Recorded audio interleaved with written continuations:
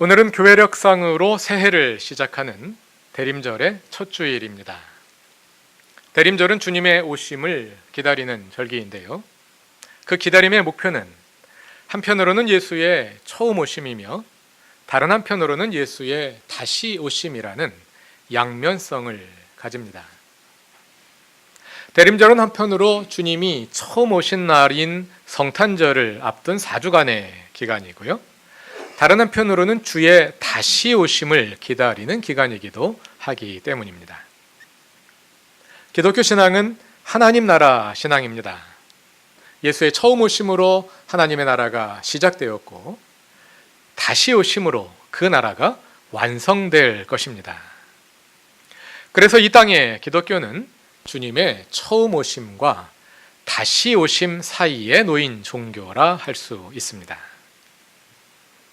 그리고 대림절은 이러한 우리 그리스도인의 실존을 가장 잘 보여주는 절기라 하겠습니다.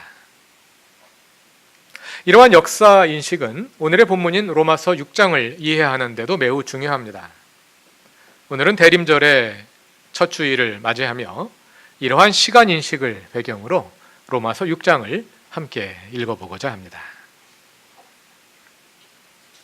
유대인들의 묵시적 역사관에 의하면 인류의 역사는 2세대 This Age와 오는 세대 The Coming Age라는 두 기간으로 나뉩니다. 이 세대는 죄의 지배, 즉 파라오의 질서가 지배하는 기간입니다. 그리고 오는 세대는 곧 하나님의 나라입니다. 신약 성경은 예수님의 처음 오심과 함께 하나님의 나라가 이미 시작되었음을 보여줍니다. 그러나 하나님의 나라는 아직 완전히 이루어지지 않았습니다. 그 이유는 이 세대의 죄의 지배가 아직 끝나지 않은 채 지속되고 있기 때문입니다. 그런 점에서 우리는 파라오의 질서와 하나님의 나라가 공존하는 과도기에 살고 있는 것인데요. 이렇게 우리는 이미와 아직이 공존하는 시대에 살고 있지만 로마서 6장에서 바울은 아직보다 이미에 방점을 둡니다. 왜냐하면 비록 파라오의 질서가 아직 남아 있더라도 그것은 파멸의 내리막을 달려가는 무너져가는 권력에 불과하기 때문입니다. 그래서 바울은 고린도전서 15장 54절 이하에서 예수 그리스도의 십자가와 부활을 통해 파라오의 질서의 독침이 제거되었다고 말하지요. 지금 비록 하나님의 나라와 파라오의 질서가 공존하고 있지만 그것은 동등한 공존이 아니라 한쪽은 이미 결정되어 있는 파멸을 향해 달려가고 다른 한쪽은 반대로 예정되어 있는 완성을 향해 달려가는 비대칭의 공존이라는 것입니다. 그러므로 바울은 무너질 파라오의 질서를 두려워하지 말고 영원한 하나님 나라의 백성으로 살아가라고 권면합니다. 종말의 과정이 이미 시작되어 예정된 종말의 완성을 향해 달려가고 있으니 하나님 나라의 백성답게 종말론적으로 살아가라는 것입니다. 로마서 6장은 그러한 시대인식 위에서 전개됩니다. 바울은 우리가 이미 죄의 지배로부터 해방되어 하나님 나라의 백성이 되었음을 강조하는데요. 우리가 죄의 지배로부터 벗어난 것을 가리켜 본문 2절은 우리가 죄에 대해 죽었다고 말합니다. 이미 죄에 대해 죽은 우리가 어떻게 여전히 죄 가운데 살 수 있겠느냐는 것이지요. 그 논지가 11절까지 이어집니다. 그 가운데 먼저 3, 4절은 그것을 세례에 빗대어 설명합니다. 세례를 통하여 우리는 그리스도 예수와 함께 죽었고 그의 죽으심과 연합하여 그와 함께 장사되었다는 것입니다. 이것은 침례를 받는 모습을 떠올려 보시면 더 잘 이해할 수 있습니다. 초대교회의 세례는 침례였을 것으로 생각되는데요. 침례를 받는 사람은 물속으로 완전히 들어갔다가 나오지 않습니까? 그 물속으로 들어감이 바로 죽음을 상징하는 것입니다. 계속해서 4절과 5절 그리고 8절은 우리가 그리스도의 죽으심과 연합하여 그와 함께 죽은 것처럼 그의 부활과도 연합하여 다시 살아날 것이라고 말합니다. 죽음의 권세가 예수를 가두어 두지 못한 것처럼 우리도 그 지배로부터 영원히 해방된다는 것이죠. 그런데 6장을 읽다 보면 죄의 지배로부터의 해방을 십자가와 관련 짓는 것 같기도 하고 부활과 관련 짓는 것 같기도 하고 해서 혼동이 일어날 수 있습니다. 그러한 혼동을 막기 위해 이 지점에서 한 가지 우리가 기억해야 할 사실이 있는데요. 그것은 바울에게서 십자가와 부활은 하나로 연결된 하나의 사건이라는 것입니다. 종종 바울은 십자가와 부활에 관해 말하면서 십자가를 통해 이런 일이 일어났고 부활을 통해 저런 일이 일어났다 하는 식으로 나누어서 말할 때가 있습니다. 그래서 마치 십자가와 부활이 별개의 사건이고 그래서 십자가의 효력이 따로 있고 부활의 효력이 따로 있는 것처럼 이해될 수 있는데요. 그러나 그것은 편의상 그렇게 말하는 것이지 십자가와 부활을 별개의 사건으로 나누는 것은 아닙니다. 예를 들어 로마서 4장 25절을 찾아봅시다.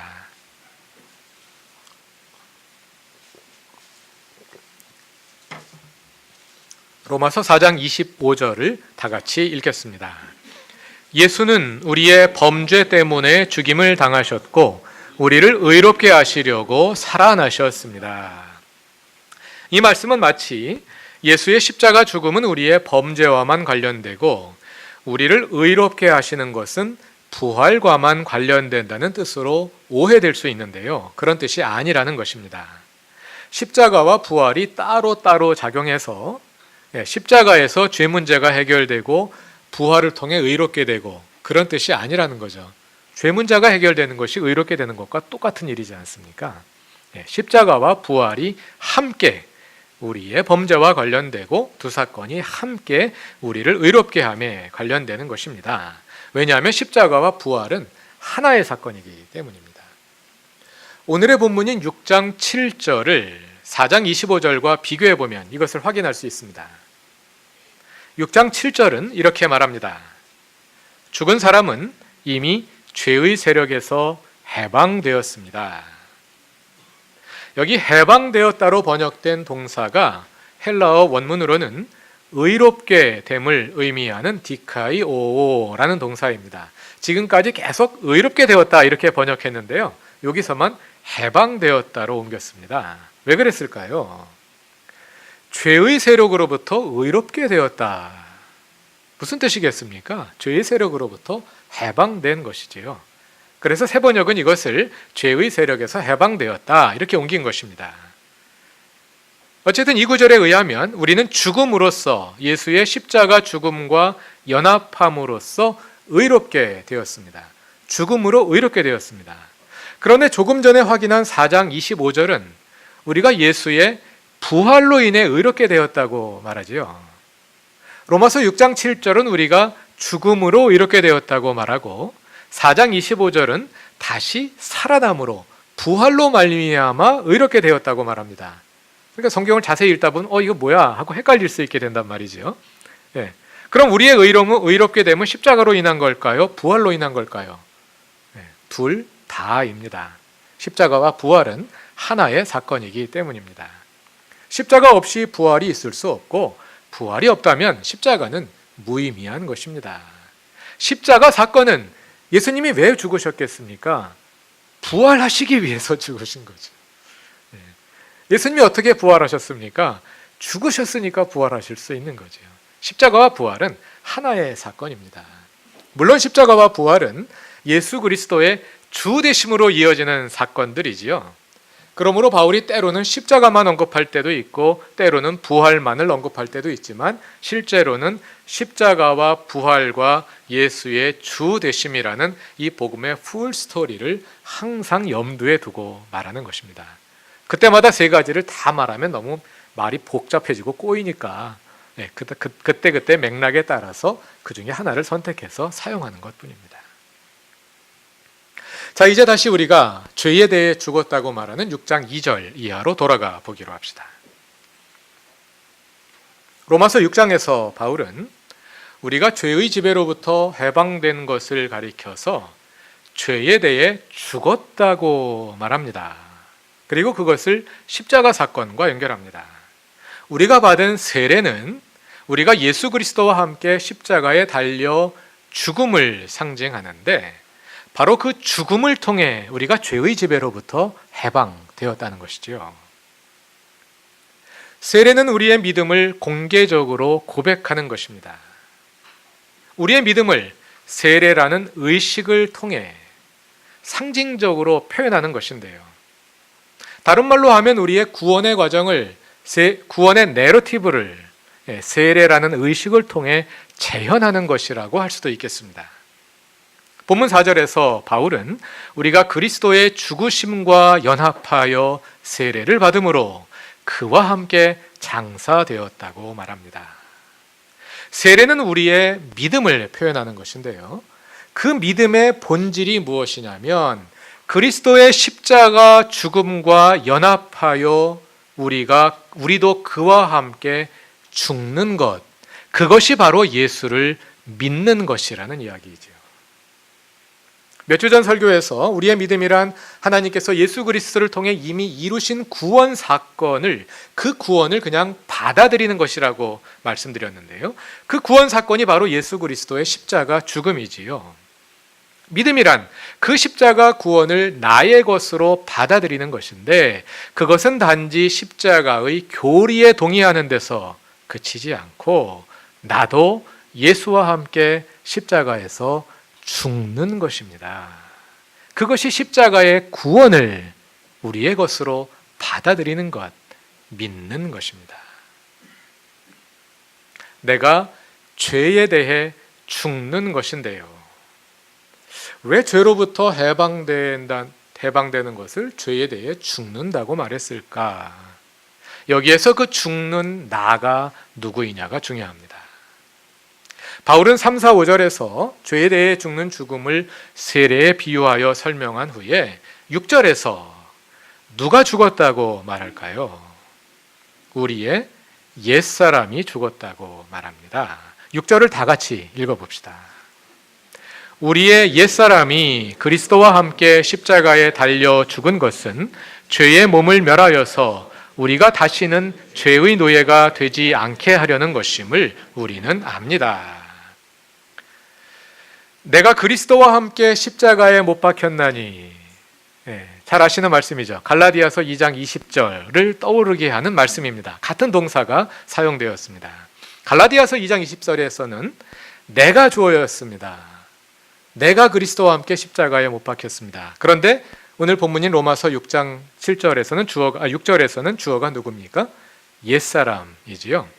내가 죽는데 나의 전체가 다 죽는 것이 아니라 나의 옛사람이 죽었다는 것입니다. 그 옛사람이 누구일까요? 같은 6절을 조금 더 읽어보면 그 옛사람을 가리켜 죄의 몸이라 하는 것을 볼 수 있습니다.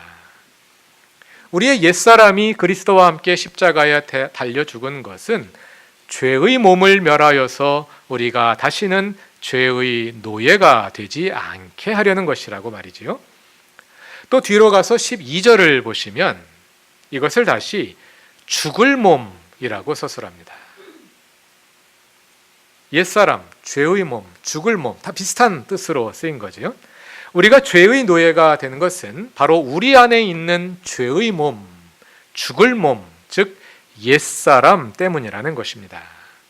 바꾸어 말하자면 죄의 노예 상태에 있었던 우리의 자아가 바로 옛사람이라 할 수 있겠습니다. 그러므로 우리가 죄에 대해 죽었다는 말은 죄의 지배를 받던 우리의 옛사람이 죽었다는 뜻입니다. 그 옛사람이 그리스도와 함께 십자가에서 죽은 것입니다. 그러므로 우리가 죄의 지배로부터 해방된 것입니다. 옛사람이란 내 안에서 나 행세를 하는 왜곡된 자아라 할 수 있겠습니다. 너무 심리학적으로 듣지 마시기 바랍니다. 표현하자면 그렇게 표현할 수 있다. 그런 얘기입니다. 하나님께서 창조하신 본 모습대로의 나가 아니라 죄의 지배의 영향으로 뒤틀어진 왜곡된 나입니다. 본문 12절을 보면 죄는 우리의 죽을 몸을 지배해서 우리를 그 죽을 몸의 정욕에 굴복시킨다고 말하는데요. 죄의 노예 상태에 있는 옛사람이 우리로 하여금 죽을 몸의 정욕을 따라 하나님의 뜻을 거스르게 한다는 것이지요. 그리고 그것을 자유로 착각하게 만듭니다. 그러나 그것은 자유가 아닙니다.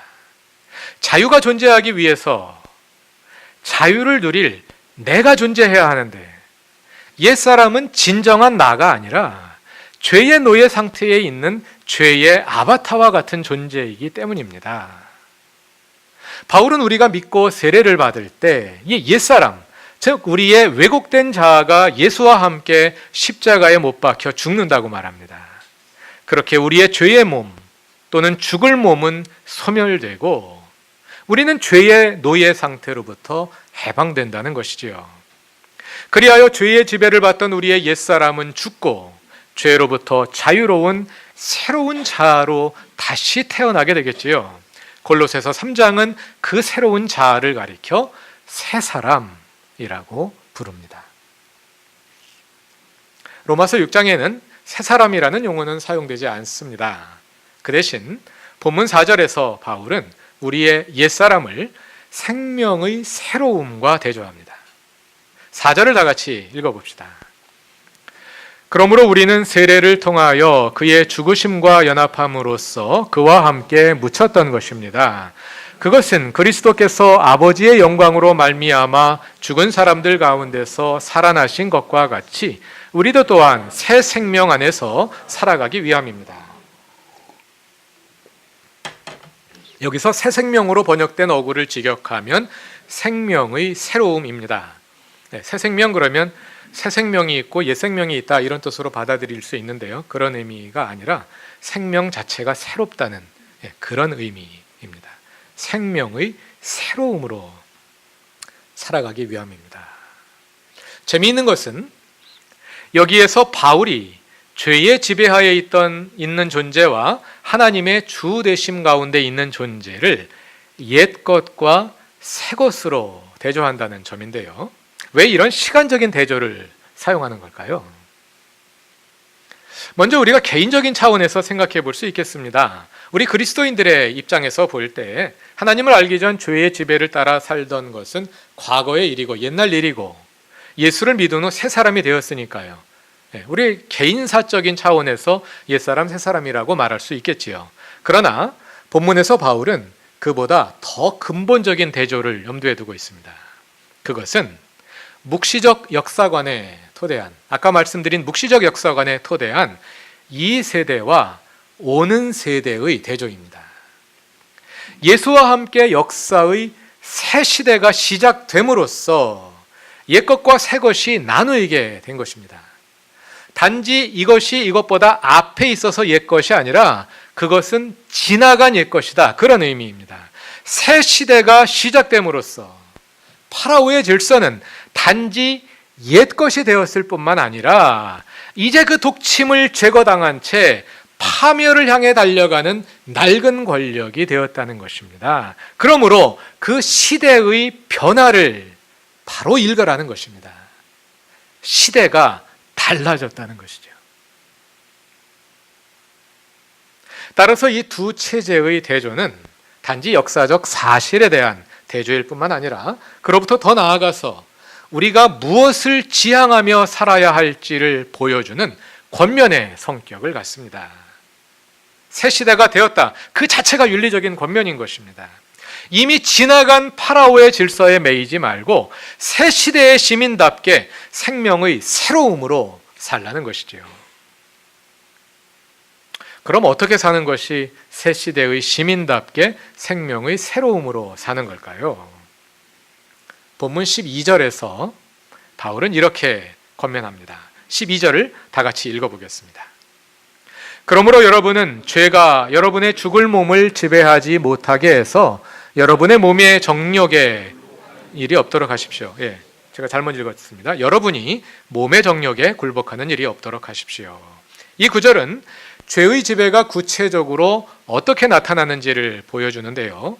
죄는 우리의 죽을 몸을 지배해서 우리로 하여금 그 죽을 몸의 정욕에 굴복하게 한다는 것입니다. 그러므로 그 죽을 몸의 정욕을 따르지 말고 생명에 이끌려 살라는 것입니다. 지난 주일에 신앙생활은 내 뜻대로 하는 것도 아니고 내 뜻을 버리는 것도 아니고 내 뜻을 바로 세워가는 것이라고 말씀드렸습니다. 여기에서 내 뜻대로 한다고 할 때 그 내 뜻이 바로 죽을 몸의 정욕을 가리키는 말입니다. 내 뜻의 내가 죽을 몸이고 뜻이 정욕입니다. 많은 사람들이 내 뜻대로 하면서 그것이 정말 내 뜻이라고 착각합니다. 그러나 내 뜻대로 하고 있을 때 많은 경우 사실은 내 뜻대로 하지 못하고 그저 죽을 몸의 정욕에 이끌려가고 있을 뿐입니다. 그것은 진정한 나가 아닙니다. 그것은 죄의 아바타에 불과한 왜곡된 자, 옛사람입니다. 반면에 어떤 그리스도인들은 내 뜻을 버리고 하나님의 뜻을 따르고자 합니다.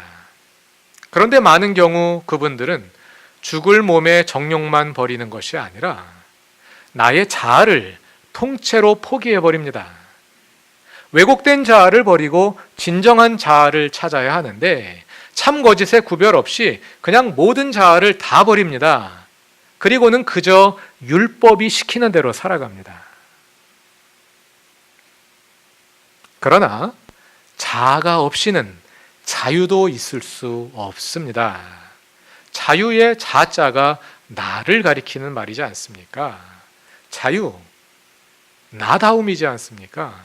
진정으로 나다운 것이 자유인데 나가 없는데 어떻게 자유가 있을 수 있겠습니까? 나를 잃어버릴 때 우리는 율법의 속박에 빠지게 됩니다. 그것은 다시 과거의 노예 상태로 돌아가는 것입니다. 신앙생활은 내 뜻대로 하는 것도 아니고 내 뜻을 버리는 것도 아닙니다. 신앙생활은 내 뜻을 바로 세우는 것입니다. 그것은 십자가에서 옛사람이 죽고 새 사람으로 다시 살아나는 것입니다. 죄의 몸, 죽을 몸이 소멸되고 생명의 몸으로 살아나는 것입니다. 왜곡된 자아를 극복하고 참된 나를 되찾는 것입니다. 죄의 지배 아래 있는 우리의 옛사람은 죽을 몸의 정욕을 따라 살아갑니다. 그러나 우리의 새 사람은 성령에 이끌려 생명의 시대를 살아갑니다. 그 새 사람이 우리의 참 자아입니다. 그 진정한 나가 바로 세워질 때 우리에게 진정한 자유가 찾아옵니다. 하나님이 주님이 되실 때 내 뜻이 바로 세워져서 내 뜻과 하나님의 뜻이 일치하게 되기 때문에 우리가 자유로울 수 있는 것입니다. 그래서 신앙이 성숙하는 과정은 곧 자유가 증진되는 과정이 되는 것이지요. 그런데 정말 그럴까요? 이건 말장난 아닙니까? 내 뜻과 하나님의 뜻이 일치되어 간다. 사실은 내 뜻을 버리고 그저 하나님의 뜻을 내 뜻인 양 받아들이고 꼭 참고 사는 거를 그냥 좋은 말로 그렇게 포장한 것에 불과한 거 아닐까요? 그런 것이 아닙니다. 예를 들자면 이런 것입니다. 우리가 죽을 몸에 지배되어 있을 때 우리 안에는 폭력의 욕망, 죽음의 욕망이 꿈틀거립니다. 그래서 누군가에게 폭력을 가하고 파괴하고 죽이고 싶은 것이 내 뜻이 됩니다. 그 사람이 내 뜻대로 한다고 생각해 봅시다. 내 뜻대로 하면 정말 자유로울까요? 그렇지 않을 것입니다. 그것은 진정한 나의 뜻이 아니라 죄의 아바타에 불과한 왜곡된 자아의 욕망에 불과하기 때문입니다. 그래서 내 뜻대로 하는 것 같지만 사실은 내 뜻대로 하는 것이 아닙니다. 그래서 내 뜻대로 하면서도 자유를 누리지 못합니다. 오히려 내 뜻대로 할수록 더 죽음의 욕망에 지배당하고 더 심한 죄의 노예가 되어 자유에 대한 갈증만 더 깊어져 갈 따름이지요. 그러나 우리의 옛사람이 죽고 새 사람이 우리 안에서 자라날 때, 그래서 우리의 왜곡된 자아가 소멸되고 진정한 자아가 살아날 때 우리 안에는 그 폭력의 욕망, 죽음의 욕망이 사라지기 시작합니다. 그래서 전에는 때리고 싶고 죽이고 싶고 파괴하고 싶었는데 이제는 그런 일들이 즐겁지 않고 그런 일들이 나를 만족시키지 못합니다. 오히려 내가 미워하던 그 사람을 사랑하게 되고, 그래서 그 사람이 잘 되고 건강하고 평안할 때 그것이 더 나를 기쁘게 하고 그것이 오히려 나에게 만족을 줍니다. 내 뜻이 하나님의 뜻과 가까워져 가는 것이지요. 그 사람을 사랑하고 보살피고 섬기는 것이 내 뜻입니다. 억지로 꾹 참고 그리 하는 것이 아니라 그것이 즐겁기 때문에, 그렇게 해야 내가 행복하기 때문에, 그것이 내 뜻이기 때문에 그리하는 것입니다. 어떻습니까? 이것이 진정한 자유가 아니겠습니까?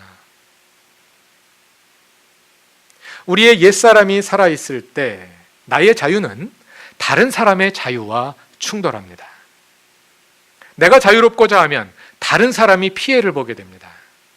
그래서 그러나 우리의 새 사람이 온전히 살아나면 나의 자유가 다른 사람의 자유와 상생하게 됩니다. 내가 자유로울수록 다른 사람도 나의 자유로 인해 유익을 얻게 됩니다. 그것이 하나님의 나라입니다. 하나님의 주 되심이 온전히 이루어질 때 거기에 진정한 자유가 있는 것이지요. 그래서 신앙생활은 내 뜻을 바로 세워가는 과정이고, 신앙의 성숙은 곧 자유가 증진되어 가는 과정인 것입니다. 사랑하는 그루터기 교회 여러분, 우리는 예수 그리스도와 함께 열린 하나님 나라의 카이로스를 살아가는 사람들입니다. 이 생명의 시대, 예수 그리스도로 말미암은 생명의 새로움으로 살아가는 모든 교우들이 되실 수 있기를 바랍니다. 더 자유로우시기를 바랍니다. 더 나아다우시기를 바랍니다. 더 새로우시기를 바랍니다. 예수 그리스도 안에서 새로운 생명의 시대를 여신 하나님께서 우리의 주님이 되셔서 우리 안에 진정한 자유를 성숙시켜 가실 것입니다. 다 같이 기도드리겠습니다. 하나님 감사합니다. 우리는 전에 죽을 몸의 정욕에 굴복하여 살았으나 주님께서 우리를 죄의 지배로부터 구원하셔서 새 사람이 되게 하시고 생명의 새로움으로 살게 하신 은혜를 감사합니다. 비록 파라오의 질서가 서슬이 시퍼렇게 살아있어서 우리를 위협하지만 죽음의 권세를 무너뜨리신 주님을 믿으며 하나님 나라의 완성을 바라보며 주님의 다시 사심과 연합하여 살아가게 하소서. 하나님의 주 되심 가운데 진정한 자유를 성숙시켜가며 하나님의 뜻과 일치되어가는 하늘의 시민이 되게 하소서. 예수님의 이름으로 기도드립니다. 아멘.